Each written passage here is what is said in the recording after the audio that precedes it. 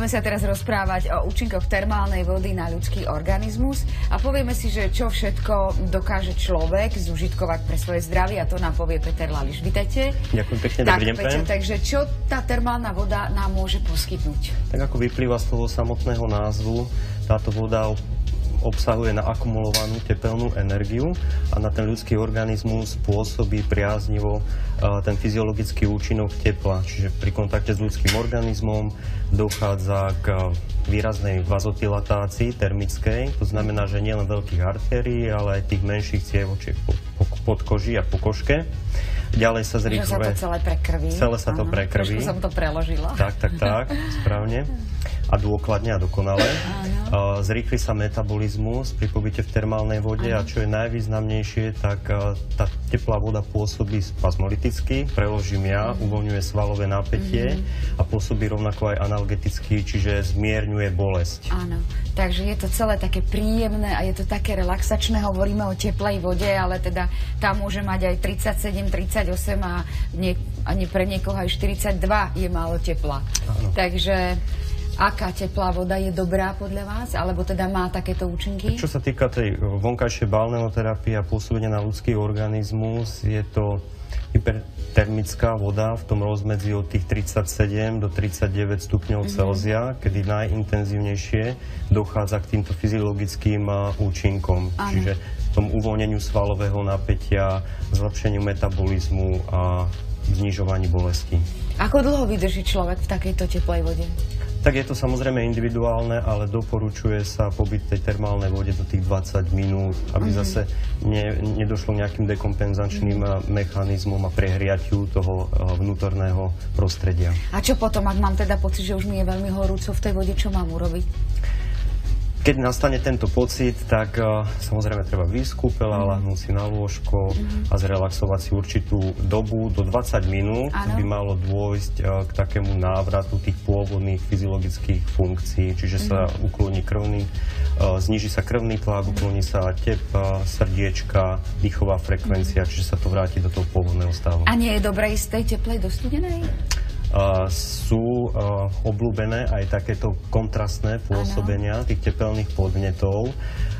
Striedanie teplej a studenej vody ešte intenzívnejšie podporí prekrvenie a pôsobí na elasticitu cievnej steny. To znamená, že pri vstupe do tej teplej vody sa cievna stena rozšíri, uvoľní a zase pri zmene teploty do studenej sa stiahne. Čiže dá sa povedať, že je to taká cievna gymnastika pre kardiovaskulárny systém. Ale asi aj gymnastika pre ten metabolizmus, nie? Rovnako aj pre... Že sa to všetko, pre celého človeka asi. Naštartuje to celého človeka.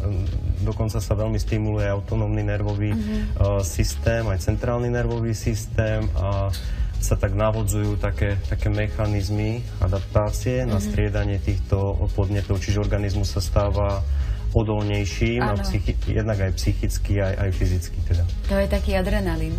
Ako dlho človek teda by mal byť v tej teplej a studenej, ak sa rozhodne pre toto striedanie hore-dolu? Tak doporúčame, záleží od tých kontrastných teplôt, keď má napríklad tá teplá voda tých 39-40 stupňov, tak sa doporučuje pobyt 5 minút a potom si prejsť do toho studeného kúpela, ktorý má 14-15 stupňov Celzia a tam vydržať tak do minúty. Zase je to individuálne. To je ale šialený šok, že? Keď sa ide do tej studenej. To tak až výrazí dých. Presne tak, je to šialený šok a potom sa ešte doporučuje vrátiť sa späť do tej teplej a opakovať tento postup 3-krát. Takže 3-krát to zopakovať a potom čo? Potom nastane taký blážený pocit, lebo okrem týchto pochodov sa ešte vyplavujú do mozgu aj endorfíny. To sú také endogénne morfíny, hormóny šťastia, čiže človek sa cíti celkovo taký uvoľnený a naštartovaný. Čo to urobí s pokožkou, takéto striedanie teplej a studenej a vôbec ten obsah tej teplej termálnej vody, keďže termálna má nejaké zložky, tak ako to pôsobí na pokožku? Tak jednak je to tým zvýšeným prekrvením a to samotné prekrvenie spôsobí, že sa do podkožia, do tých tkaní dostáva viacej živín, viacej kyslíka. Jednak sa odplavujú intenzívne tie vedľajšie produkty metabolizmu, čiže dá sa povedať, že pozitívne môže ovplyvniť aj celulitídu okrem iného. A čo sa týka teda tých minerálnych zložiek a minerálnych látok, tie sa takisto akumulujú do pokožky, napríklad keď voda obsahuje vápnik alebo horčík, takže spolu s pôsobením tým teplom, je tam aj tento účinok tých minerálnych látok. Poďme k jednotlivým takým tým diagnózam. Pri akých chorobách sa dobre osvedčilo proste takéto striedanie tej teplej a studenej vody, alebo teda tá termálna voda samostatná? Celkovo tá termálna voda sa osvedčuje pri ochoreniach najmä pohybového a nervového systému. Budem teraz klásť také pomocné otázky pri akutných stavoch alebo chronických? Nie, akutné sú kontraindikované. Takže vtedy sa nesmie? Vtedy by sa nedoporučuje a nemalo by sa, lebo sa môžu zhoršiť jednak subjektívne, ale objektívne obťaže tým zintenzívnením, prekrvením a podporovaním toho zápalového akutného procesu. Čiže keď odoznie tá akutná štádia akéhokoľvek ochorenia, tak už je to indikované ako správny postup. A ja môžem z tých ochorení spomenúť ochorenie degeneratívne, pohybového ústrojenstva, či sú to kolena, kĺby, aj reumatické ochorenia? A takisto aj reumatické ochorenia, ale zase nie akutné, ale tie subchronické alebo chronické. Srdcovo-cievne ochorenia? Pri tých srdcovo-cievnych ochoreniach je treba byť trošička taký pozornejší, pretože tá teplá voda spôsobuje alebo pôsobí tak zaťažujúco na ten srdcovo-cievny systém. Nie je to absolútna kontraindikácia, ale treba sa poradiť so svojím ošetrujúcim alebo kúpeľným lekárom. Treba konzultovať s lekárom. Treba to konzultovať. Aj ten postup a nezačať nie od tých 20 minút, ale postupne 5-10 a postupne pridávať. Je vhodné takéto pôsobenie termálnej vody pre tehotné ženy? Toto neodporúčujeme. To je kontraindikácia, jednak aj kúpeľnej liečby, ale aj pobytu v tých teplých termálnych vodách, pretože môžu spôsobiť aj samovolný ako pôrod predčasný tým prekrvením.